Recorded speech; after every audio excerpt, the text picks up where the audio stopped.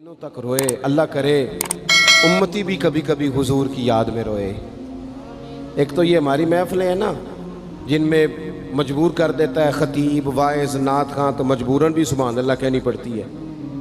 کاش کبھی گھر میں بیٹھے بیٹھے بھی دل کرے اور ہم کسی نعت خواں کے دروازے پہ اسپیشل جا کے دستک دیں اور اسے کہیں دل بڑا پریشان ہے، مدینے والے کی کوئی نعت تو سنا۔ کبھی ایسا بھی ہونا کہ گھر میں پیسے نہ ملنے پہ تو ٹینشن ہوتی ہے اور کوئی مقدمہ آ جائے تو پریشانی ہوتی ہے، لڑائی ہو جائے تو ہوتی ہے۔ کبھی یوں بھی تو ہونا رات کو ابا جی رو رہے ہوں بستر پہ اور بڑا رو رہے ہوں اور تڑپ کے رو رہے ہوں، بچے آ کے اماں سے پوچھیں کیا مسئلہ ہے ہمارے ابا کو، کوئی پریشانی ہے، کوئی ڈاکٹر کو بلائیں، کوئی دکھ ہے؟ اماں کہتی ہے جاؤ تمہارے والی بات نہیں۔ بچے اصرار کر کے کہتے ہیں نہیں اماں بتا تو صحیح مسئلہ کیا ہے؟ تو اماں ٹھنڈی آہ بھر کے کہتی ہے پتر تمہارے باپ کو نا نبی پاک کا مدینہ یاد آتا ہے، جنوں ویکھ کے ٹھردیاں اکھیاں نے تے جنوں ویکھ کے ٹھردا سینہ ہے، ربا تیری ساری خدائی چ ایک ہی تے شہر مدینہ ہے۔ پیسے جتنے آگے جی انہیں بڑے نے انہاں سٹیو تہاڈی مہربانی، اسی کڈی سمجھدار قوم آ، پہلے آپ ہی کھلاری دینے پھر آپ ہی کٹھی کری دینے۔ کیسی بات ہے، غوث پاک کی محفل میں لوگ بندے گنتے تھے، توبہ کس کس نے کی، ہماری محفلوں میں لوگ نوٹ گنتے ہیں اور اسپیشل بندے رکھے ہوئے نوٹ گننے کے لیے۔ بس کریں یار، چھوڑ دیں، بڑا ہو گیا یہ کام ہماری۔ سنیں جی سنیں، اللہ خوش رکھے، اللہ آپ کو خوش رکھے۔ اور میرے بھائی اللہ جزات، سنیں ہمیں جو کچھ دین نے دے دیا ہے وہ ہماری اوقات سے پہلے ہی بڑا زیادہ ہے، تو یہ نوٹ چھوڑ تو یہ تو بات ہی پیچھے رہ گئی ہے۔ سانو تخت ہزارے دی لوڑ کی ہے، نالے کی لگے شہر بمول دے نال، اسی اپنی بال کے سیکنے ہیں، سانو کی لگے کسی اور دے نال۔ یہ چھوڑ دیں یہ کام، یہ کوئی اتنا مناسب نہیں لگتا۔ اللہ جزائے خیر دے۔ آپ توجہ کریں کیا عرض کر رہا ہوں۔ تو شدید حضور سید عالم صلی اللہ علیہ وسلم رو رہے ہیں آزمائش میں، امت کی آزمائش کو دیکھ کر حضور رو رہے ہیں کہ امت آزمائش میں۔ حضرت جبریل نے جا کے عرض کی یا رسول اللہ وہ جو خاص حساسیت ہے نا حضور کی طبیعت میں امت کے حق میں، اس کے لیے حضور رو رہے ہیں۔ تو رب کریم نے کیا پیغام دیا؟ کہا کہہ دو محبوب سے جا کے وَلَسَوْفَ يُعْطِيكَ رَبُّكَ فَتَرْضَىٰ، محبوب رب آپ کو اتنا دے گا کہ آپ اپنے رب سے راضی ہو جائیں گے، راضی کیا جائے گا امت کے حق میں۔ اور حضور فرمانے لگے جب تک ساری امت جنت میں نہیں جائے گی میں نے راضی نہیں ہونا۔ حضور کا یہ رشتہ حساسیت، چونکہ ہمارے پاس تو اب ہم بعض دفعہ لگتا ہے کہ زیادہ عالم ہو گئے لوگ، تو ہماری دیواروں پر نا، اسکولوں کی دیواروں پر انگریزوں کے قول بھی اب لکھے ہوئے ہیں، تو کئی دفعہ پوچھنے کو دل کرتا ہے انتظامیہ سے کہ حدیثیں ساری یاد ہو گئی ہیں بچوں کو، جو تمہیں اب قولوں کی ضرورت پڑ گئی وہ بھی غیروں کے اقوال تک تم آ گئے ہو۔ اس قوم کو تم نے حضور کے فرامین سارے سنا لیے۔ او خدا کے بندو، حضور نے تو اتنا حساس کر کے یہ رشتہ بتایا ہے کہ باریک باریک نقطے بھی سمجھائے، یہ کام نہ کرنا دوزخ میں چلے جاؤ، یہ کام کرنا تمہارا فائدہ، ایک ایک بات کھول کے بیان کی۔ امت کے پاس ٹائم ہی نہیں ہے حدیثیں پڑھنے کا، وقت ہی نہیں ہے۔ ہمارا تو مزاج بن گیا نقطے سننے سنانے کا، نقطے۔ وہ ہمارا نقیب محفل اسٹیج پہ بھاگ کے ادھر جاتا ہے، پھر بھاگ کے ادھر آ جاتا ہے۔ وہ کیوں لگا کہتا میں جملہ دین لگا۔ او خدا کے بندے تو جملہ رہن دیکھا، تو کوئی آیت دے، تو کوئی حدیث پاک پڑھ۔ اور پھر وہ بعض اوقات میں تو چونکہ کمزور سا بندہ ہوں تو وہ جب 50 کو دفعہ کہتے ہیں نا تیار ہو جو جملہ دین لگا، تو ایسے لگتا ہے جملہ نہیں آئے گا کوئی ایٹم بم بھی آئے گا۔ بھائی تو دے دے جو تو نے دینا، اتنا پریشان تو کس بات کا ہو گیا؟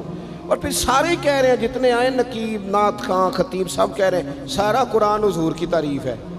تو پھر پڑھنا چاہ رہا ہے تو بھی تو پڑھ، کوئی بھی نہیں رہا، کہی جا رہا ہے اپنی زندگی کے اندر۔ حضور نے جو ہمیں اسباق دیے، جمعے والے دن ٹائم پہ مسجد جایا کرو۔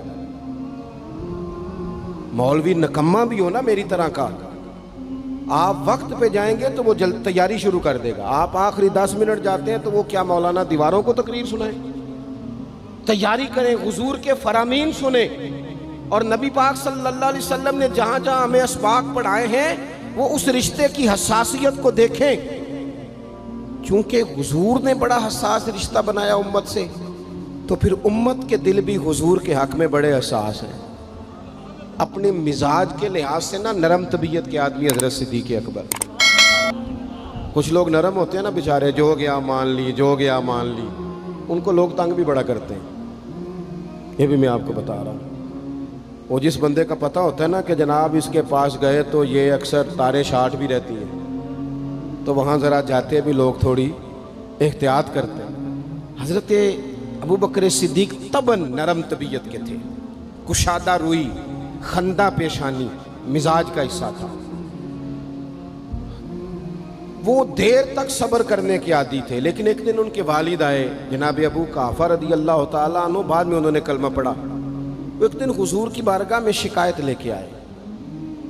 اب کسی اس بندے کی شکایت آ جائے نا جس کی توقع نہ ہو، جس سے توقع نہ ہو، کسی نے کہا تھا نا کہ تجھ سے شکوہ نہیں بے وفائی کا، پر تجھ سے امید بے تحاشا تھی۔ تیرے اوپر امیدیں بڑی تھیں، تو نے یہ جو کام کیا نا یہ تھوڑا عجیب لگا ہے، تجھے نہیں کرنا چاہیے تھا۔ کوئی اور کر دیتا تو چلو بات اتنی سخت نہیں تھی، تجھے نہیں کرنی چاہیے تھی، تیری بنتی نہیں تھی۔ حضرت صدیق اکبر طبی طور پر نرم آدمی، لیکن ان کے والد آئے حضور کی بارگاہ میں، اور بزرگ ہیں اور نابینا ہیں اور لاٹھی تھامے ہو، اور انہوں نے بڑی عجیب بات کی، کہا یا رسول اللہ حد ہو گئی، آج تو ابو بکر صدیق نے مجھے تھپڑ مارا ہے، تھپڑ مارا ہے۔